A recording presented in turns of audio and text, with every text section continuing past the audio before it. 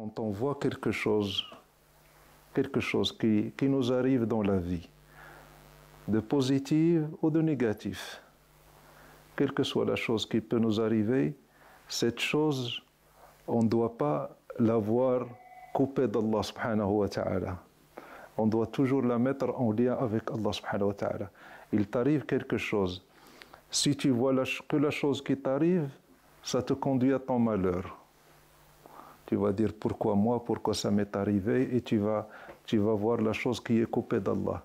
Mais quand tu vois la chose qui t'arrive et tu ne la vois pas, tu vois Allah, et tu dis Allah subhanahu wa ta'ala est parfait et ne fait que le parfait. Donc, tu n'es pas en train de remercier Allah subhanahu wa ta'ala, mais tu es en train de faire des louanges à Allah subhanahu wa ta'ala. Donc, quand tu t'arrêtes à la créature, tu es dans l'oubli et la distraction. Quand l'événement te rapporte à Allah subhanahu wa ta'ala, tu es dans l'évocation et dans le dhikr, dans le rappel d'Allah subhanahu wa ta'ala. Donc, quoi qu'il t'arrive, même si c'est des choses horribles, dis c'est un bien puisque ça vient du parfait. C'est une chose parfaite puisque ça vient du parfait. Parce que le parfait ne fait pas l'imparfait. Tu vois ce que je veux dire? Et ça donne un état d'esprit chez le croyant, un état d'esprit de positiver les choses. Et ça, je crois que les coachs et les psychologues et les psychiatres essaient d'enseigner aux gens de toujours être optimistes et de positiver les choses. Si on voit le négatif, on sera dans le négatif. Toutes les choses ont un impact sur toi selon ton interprétation.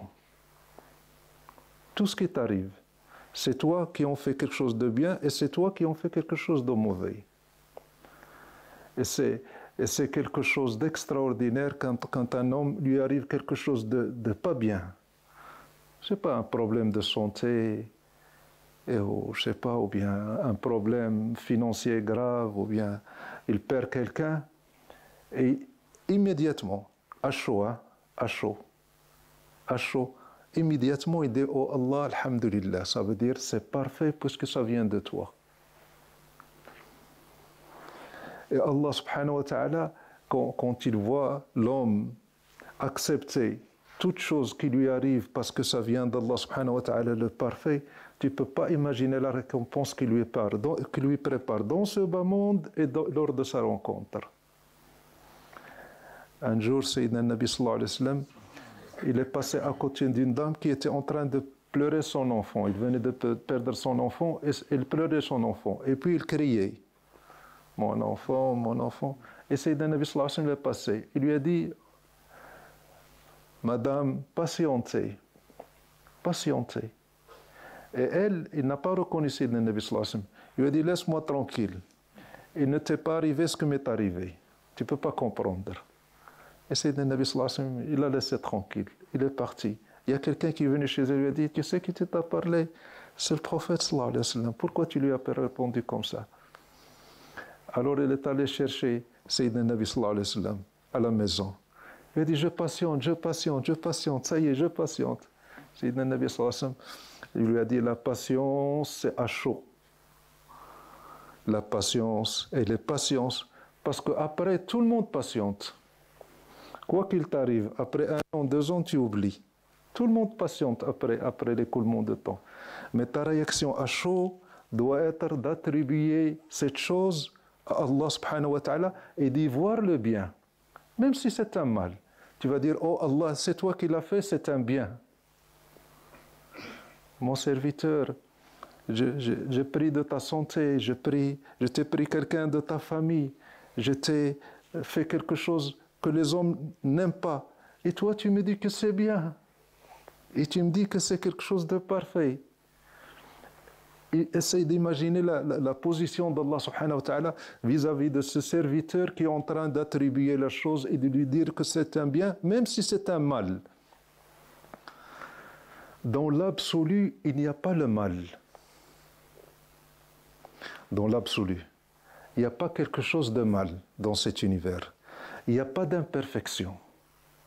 Ça n'existe pas. quand il y a un mal, le mal en lui-même n'existe pas. Le mal, c'est le non-bien. Il y a un mathématicien avec nous? Hein? Je fais le maths? P non P. P implique Q. Négation non P au Q. T'as pas fait de maths? Non. Qui c'est qui est? Il n'y a pas un matheux avec nous, une matheuse. Le mal n'existe pas. Quand il y a quelque chose et qu'on dit que c'est un mal, ça veut dire qu'il n'y a pas de bien. Mais le mal en lui-même, ça n'existe pas.